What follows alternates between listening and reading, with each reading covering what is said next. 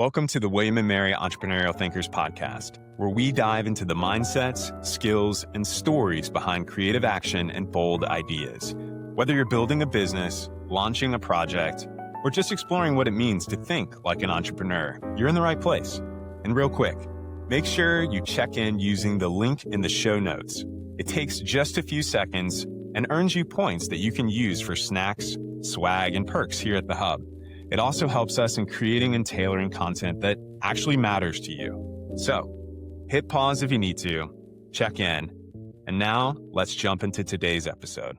Welcome to the William and Mary Entrepreneurial Thinkers podcast, where we explore the mindsets and moments in creative action and entrepreneurial courage, which I think we're going to get into just a little bit today. I'm your host, Brandon Hennessy, and today we're going to be talking about tolerance for ambiguity, where you chart your own course and you find momentum despite not knowing the path. And few probably embody this here at William & Mary from a student perspective more so than Hunter. So Hunter is a William & Mary student entrepreneur, published author and founder of the Harrison Bertolo Corporation, an education startup aiming to support first-time founders through interactive learning and simulation. He's also the author of The Tale of Faunus. I hope I said that right, Hunter. Right. All right, cool. It's a self-published book available on Amazon. So from launching ventures to publishing books, Hunter has made a habit of building things from scratch. And I imagine that there's a little bit of ambiguity there. So start from the beginning, what first gave you the itch of creating something that was your own? And how did that start for you, Hunter? Thank you, Brandon, for the introduction. So yeah it started, for me, really with a conversation with a friend over Christmas break of freshman year. And it was a really interesting conversation because this is around when I started working on my book. So my friend came to me and he said, "What's your best idea for a business?" Because beforehand, I was actually working on an e-commerce store. So if anyone's familiar with Shopify, any of our listeners, I had a Shopify e-commerce store and I was drop shipping products. And I started that, senior year of high school. And I actually did it with my one friend who was talking to me over Christmas break. And, he was like my business partner and we worked on this together. And, he had to leave because he was going to trade school and he was working a job on top of it. Then I kind of just became disinterested. I gave up working on it, never really did anything with it. So this Christmas break, I had him over and he's like, "Tell me your best idea." He said, "I know you have something better than drop shipping." He said, "You didn't like it. You weren't passionate about it, especially since I'm not on now. It's just not as fun." And I'm like, "No, you're right about that. It's not." So he said, "I want to hear your best idea." And he said, "I know you got something better." And I'm like, "Well, I do." But I'm like, it's so insane. I don't think I'm ever going to be able to accomplish it in life, let alone, at the time I was going to be 19. So I was like, I just don't see myself, being able to do this at this age. And he said, "Well, tell me what it is." So I did. And I explained it to him and we talked for an hour by my kitchen table.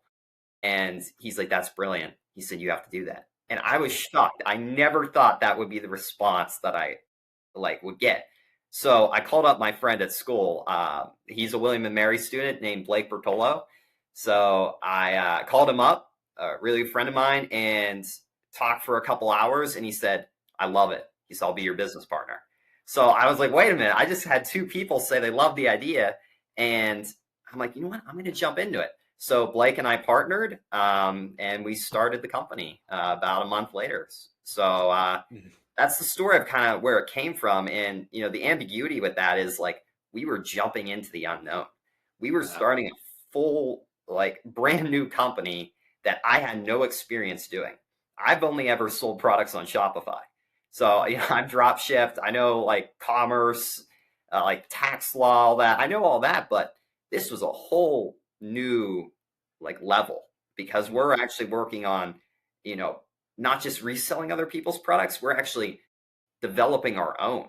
So it was a whole other step and just uncharted territory for us. But it was very exciting just to get started on that. Yeah, so you mentioned your friend and you mentioned Blake.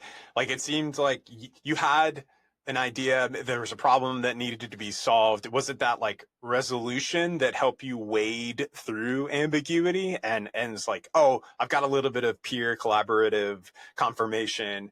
I know that this is a problem. Like what were the ingredients to the recipe that made you want to like get it and put it together? Yeah, really, it was just hearing, two of my really good friends be like, "That is brilliant. You have to do it." And I wasn't expecting it because to me it seemed like such a wild idea. Like I'm never going to be able to do this in life, let alone now. Like I just don't have the resources. I don't have the Hmm. connections. I don't have the experience. Many reasons why, and all of that ambiguity about like how do I even start a business like this? How do I even develop a product? How do I even sell, courses? How do I do this? And a lot of that was put to rest by having people who really did believe in it early on. Hmm. And that really helps because belief is very important because ultimately, when you're selling something, you're trying to convince your customers and have them to believe in the value that is in your product, and you're trying to get them to see that value and meet the perceived value that you have of your own product.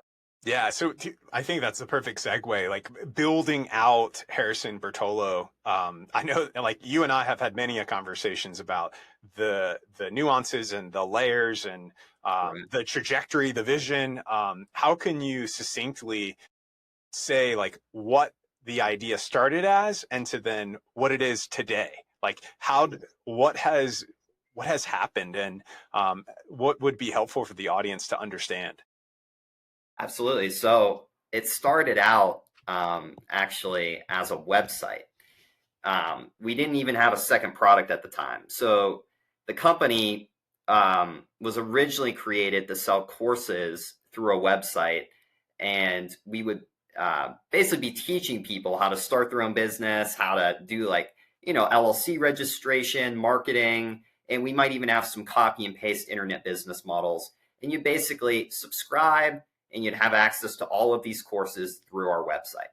So we were like, all right, it seems like, it's going to be challenging because we don't have experience doing this, but should be feasible. We'll try to see what we can do. So what I did was I created a Teachable account. So Teachable, it's kind of like Canvas. Yeah. So it's like a platform where you can sell courses. Now you do get a little bit more leeway than you do on Canvas. You can kind of like code a homepage, and there's like a community feature. So it's really nice actually for doing like an online like forum or community, or if you're trying to sell courses like we were. So we liked it. It was good, but I probably spent 3 months, maybe six, developing on there, and I didn't like it. It took me a long time to realize this isn't the right platform. So since we spent 3 to 6 months using this platform, I believe we spent over $900 Oh. on this platform, which I was not satisfied with. We were just starting to get our first courses. We were starting to get more of a direction and where we are going with this. We recently brought on our third member of the company, Adu. That's his nickname, but Edward. He is also a William Mary student. We brought him on as our CFO, just kind of help with the finances and the advice on how to basically manage our funds, which we didn't have much at the time. It was like managing a couple $100, but um, $900 is pretty expensive R&D allocation. it was, yeah, it was quite expensive. And I just went to Blake one day. I'm like, I don't like it. And he's like, what? And I'm like, I don't want to do it. I'm like, we can either keep developing on Teachable and launch as like a prototype, make some revenue, then go on to some other platform. But I'm like, it almost like looked revolting to me at one point. I just did not like the homepage. It wasn't customizable enough. I had to like inject code into the header just to make it like even say our logo. So I was like, you know what? We got to change. So this might have been the first week of sophomore year actually when I made the change. And I'm like, Blake, just let me try it. Give me like 3 days. I'm gonna use this platform called Flutterflow to make an app. And Blake's like, an app? Like you're crazy. you're going to code an app. He's like, you have no experience coding an app. And I'm like, I know, I don't. I've never coded an app in my life. Again, more ambiguity. I have no idea what I'm doing. So at least you are comfortable, like you are acknowledging, you're not just like being like, oh, I've got this experience, but like you're very transparent. I think transparency is important. I was doing. Like I didn't. Like I was like, okay, well, give me 3 days. I'm gonna try to code an app in 3 days. I've never even heard of the programming language. It uses something called Dart. I'm like, what the heck is Dart? Like I don't even know it, like never heard of it. And I didn't even know what to do. So I start watching YouTube videos, like tutorials, and I'm just playing around with the editor, like building the app, building the thing, like the UI. And in 3 days, I show Blake a very, buggy but working prototype of the app. And he sees that it's possible. And I'm like, I'm also impressed with myself because I'm like, I did that from watching YouTube videos, not even knowing the programming language. So I'm like, it runs. You can click on things. It does something. What I ended up telling Blake, I'm like, okay, so if you want me to develop it by myself, this is going to take a year. It just will, because I don't know the programming language. I'll have to learn it. I have to read documentation. I have to make it secure. So I'm like, if you want me to do it by myself, it'll take a year. If you want it done quicker, let's hire some developers. So then we made the decision to actually invest more money into hiring developers and making an app. And that app is what we are about to release in the coming week. So, nice. Yeah, it's really exciting. That's exciting. So, I mean, there's a talking point that you had mentioned prior to the podcast, which is it's important to act even when you're scared. It doesn't sound like you've been transparent about not knowing the path forward, but there are moments of like fear and scared. Like, absolutely. How did you do that? How did you push through that hesitation or like that tension? I remember the night when I didn't even have a company debit card yet, which is hilarious. I was using my personal card still. And I remember when we were about to register the LLC, this was, I believe, February of freshman year. So I do years by some like college. It's how I do it, like being in college. Academic calendar.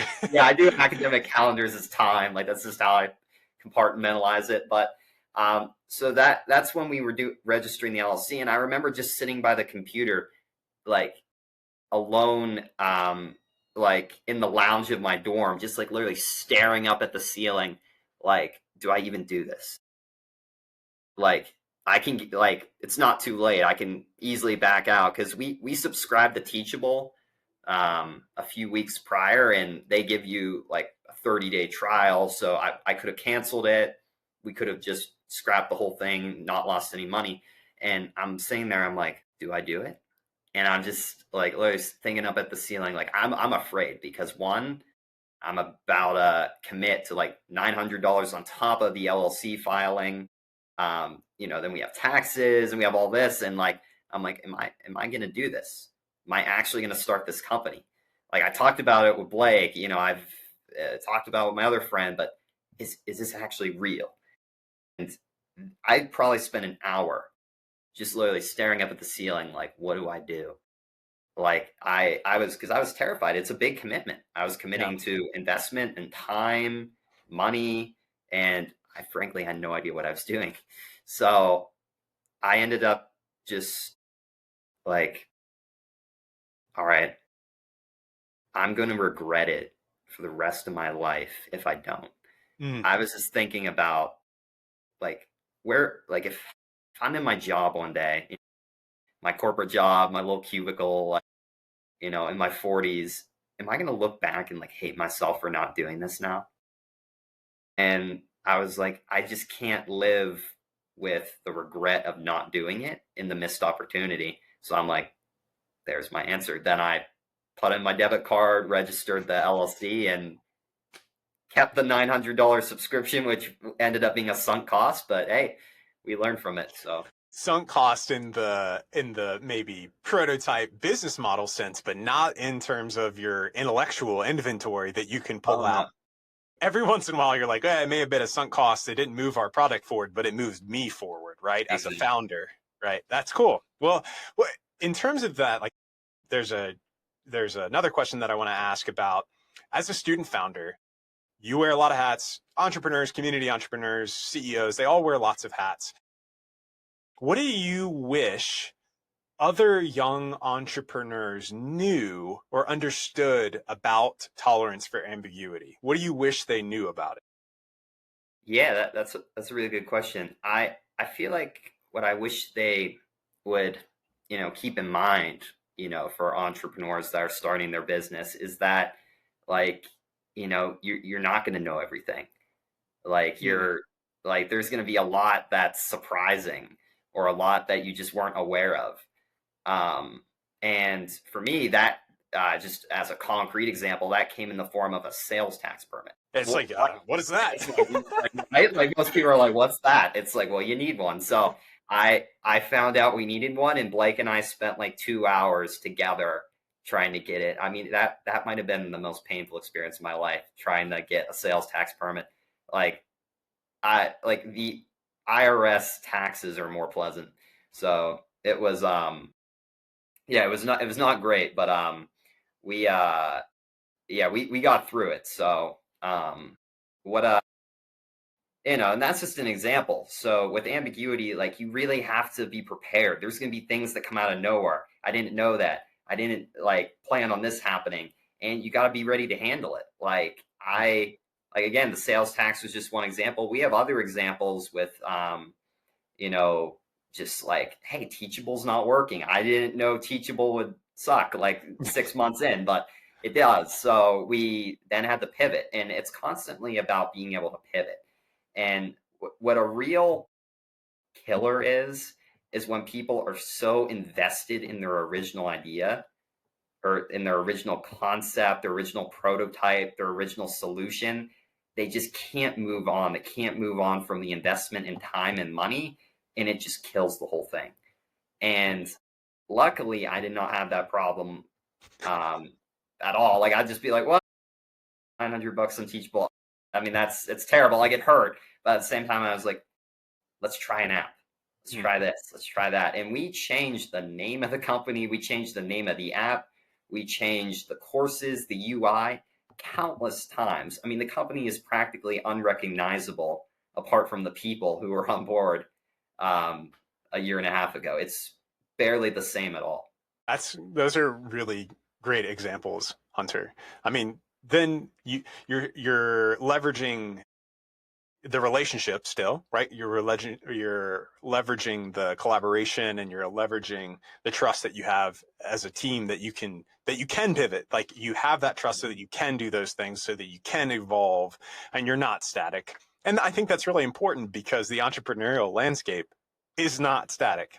No. So we're coming up on time a little bit, Hunter, and I want to ask you, like looking back on your journey. You're a student. You've started an ed tech company. You've launched and published a book. Like, what has most surprised you about yourself along the way? Yeah, that's a good question. I feel like that would be like that. Like, I'm more courageous. That I'm more willing to take risks, or I'm more willing to deal with circumstances that may harm the company, or just maybe causing conflict with, whether it's like, private contractors developing our app, if there's issues with that, if there's issues with, some legal form, if there's issues with, filing, whatever it may be, just that I jump right into it. And I'm like, I'm protecting my company. I want my company to succeed. I want my team to succeed as well. We're all in this together. And I get very protective and very courageous in just trying to handle these situations. Like, I know we don't have too much time, but just an example of this, we used a filing company to file our Form 1023 with the IRS, and that's for our listeners. That's how you file a nonprofit corporation with the federal government. So we paid a filing company to do it, and they messed it up severely. And it was really bad actually. And Yeah. it was just from not reading I my remember message. that very painful conversation. I was telling you about that. So Yeah. I didn't leave it at that. I got on them. I was messaging them. I was even writing like a cease and desist email. Like I had everything. Like I was going into like overdrive mode to fix it, and they ended up fixing it, and we're all good now. So it's just being able to really step up when you need to, and to just like protect your dream in a sense, to Mm. make sure that it happens, to protect your people on board, and just like having courage about like handling tough situations, or doing something which no one else on the team wants to do, or like the stuff that they're like, oh, I'm really glad I'm not dealing with that, and um that's when I found I perform the best, is like when it's like on the line, and like if it doesn't work, the company doesn't work. And I'd say that definitely surprised me a lot. Like it also just showed me the drive I have for this. That's awesome. I think that's a great takeaway for our listeners. Hunter, I want to thank you for being here and for sharing your story, sharing a little bit about the company. I think your energy and initiative that you've showed has obviously been the case here at the Hub, as you've shown up through various programs and events. But I think it's Thank you. emblematic of this podcast too. So we're happy to spotlight you. And for those of you who are listening, you can check out The Tale of Faunus on Amazon, like I mentioned, or you can follow the launch of Harrison Bertolo Corporation. He said about a week out, through the links in the show note description. So this is the William and Mary Entrepreneurial Thinkers podcast. I'm Brandon. Thanks, Hunter, for being here. Until next time, keep building boldly. Thank you. Have a good one.